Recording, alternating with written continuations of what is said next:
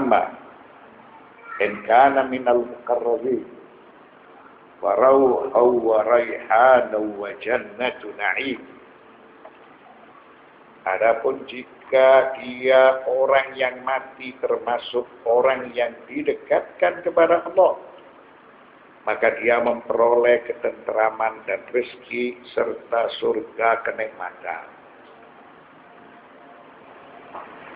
Pada bagian pertama dari surat ini Allah Subhanahu wa ta'ala membagi kelak kehidupan manusia di hari kiamat menjadi 3 golongan.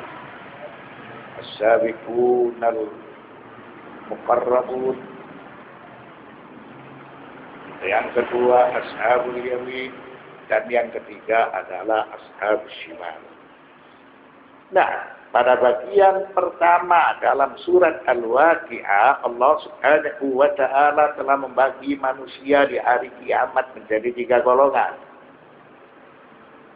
As-sabiqunal muqarrabun, orang yang paling dahulu beriman. Ashabul yamin, golongan kanan. Lalu yang ketiga ashabus shimal, golongan kiri. Sesuai keterangan surat Al-Waqi'ah ayat 8, ayat 9, ayat 10 dan ayat 11.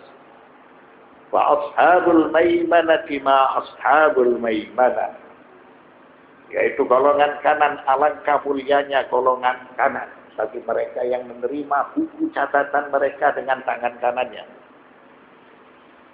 Wa ashabul masy'amati ma ashabul masy'amah, dan golongan kiri, alangkah sengsaranya golongan kiri bagi mereka yang menerima buku catatan amal perbuatannya dengan tangan kiri. Was-sabiqun as-sabiqun ulaikal muqarrabun, dan orang paling dahulu beriman, mereka lah yang paling dulu masuk surga.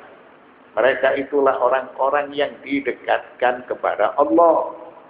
Inilah nasib dari orang yang disentuh kematian. Maka orang tersebut tidak akan lepas dari 3 golongan ini. Apakah dia termasuk golongan kanan, ataukah dia termasuk golongan kiri, ataukah dia termasuk orang yang paling dahulu beriman.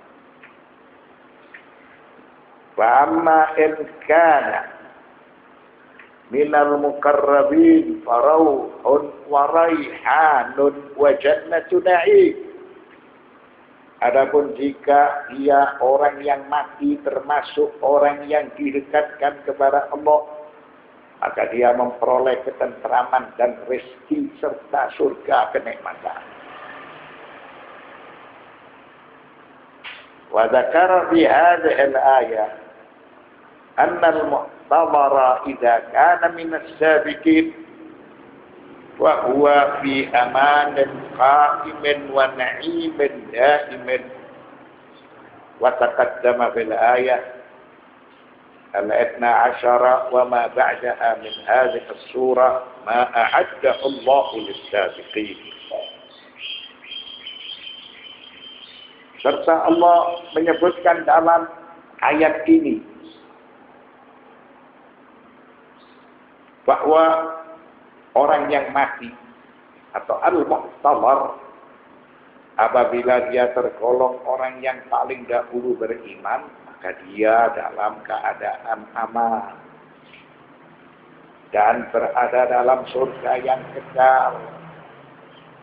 Karena kematian itu dia akan berada dari salah satu 2. Dia berada di taman surga, atau dia berada dalam kubangan-kubangan neraka. Jadi apabila orang tersebut dia tergolong orang yang paling dahulu beriman, maka dia dalam keadaan aman dan berada dalam surga yang kekal, sebagaimana Allah menjelaskan mereka dalam surat Al-Waqi'ah ayat 12 sampai ayat 16. Maka yaqulullah ta'ala, Allah berfirman, orang yang paling dahulu beriman, mereka paling dahulu masuk surga. Jadi orang yang paling dahulu artinya orang tersebut bergegas melakukan kebajikan, mentaati perintah-perintah Allah, meninggalkan larangan-larangan Allah. Mereka itulah orang yang didekatkan, dekat di sisi Allah Subhanahu wa ta'ala. Dekat di sisi Allah karena berada di tempat yang mulia. Fi jannatin na'im, berada dalam surga kenikmatan. Thullatun minal awwalin, segolongan besar dari orang-orang yang terdahulu. Wa qalilum minal akhirin, dan segolongan kecil dari orang-orang yang kemudian. Ini menjelaskan tentang keadaan mereka. Siapakah mereka ini? Ada beberapa pendapat. Pendapat pertama menjelaskan mereka adalah umat-umat terdahulu sebelum umat Nabi Muhammad sallallahu alaihi wasallam. Jadi umat-umat terdahulu itu memiliki bilangan yang sangat besar.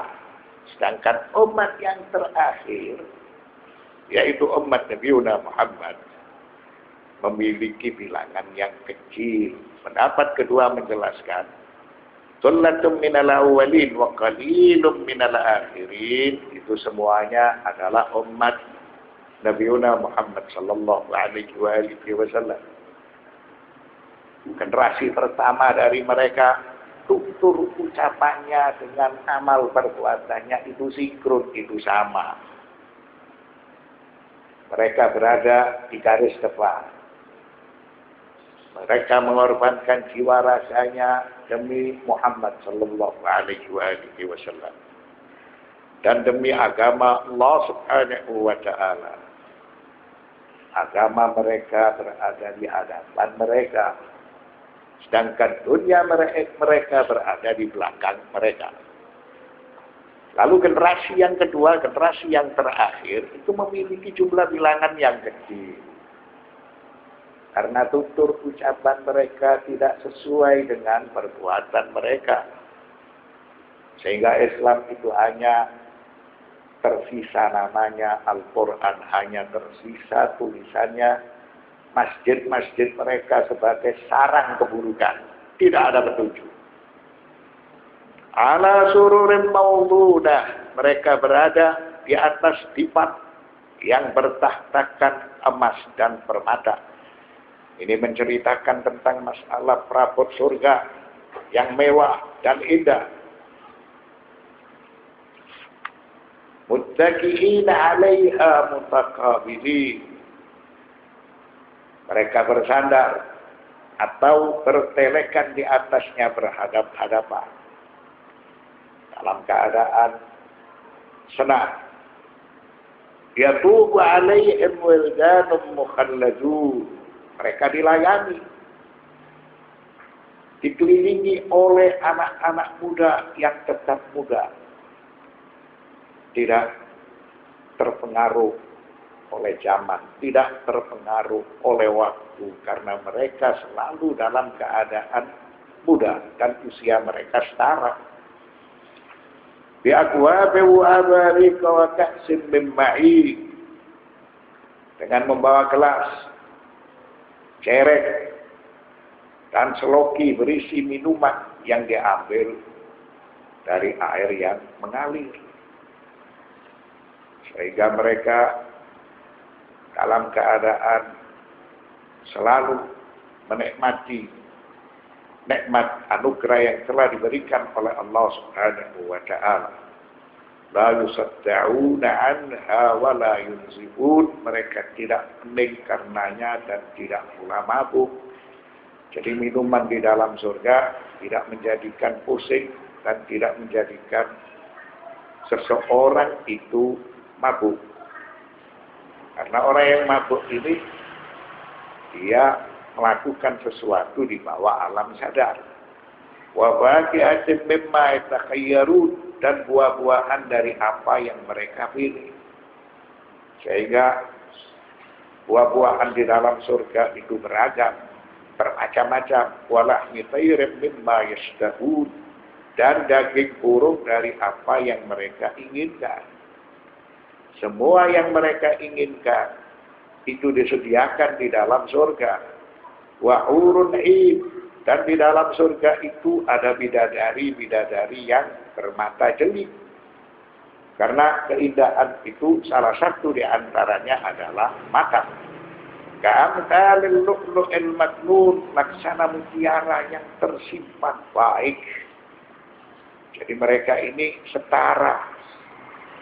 Tidak ada yang tua, tidak ada yang muda. Lalu dikisahkan seakan sama seperti mutiara yang tersimpan baik.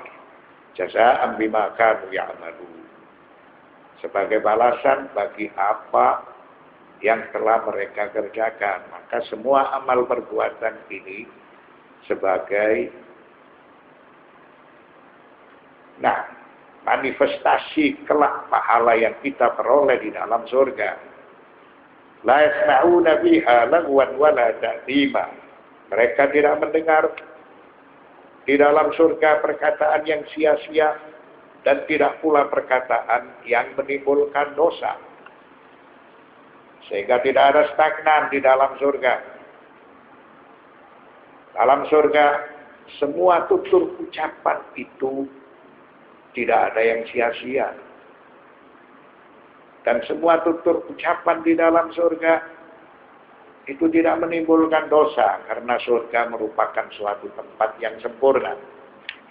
Illa qilan salaman salama, akan tetapi mereka mendengar ucapan salam semakin lama semakin baik, semakin sempurna, karena surga itu sebagai manifestasi dari zat Allah yang sempurna secara mutlak.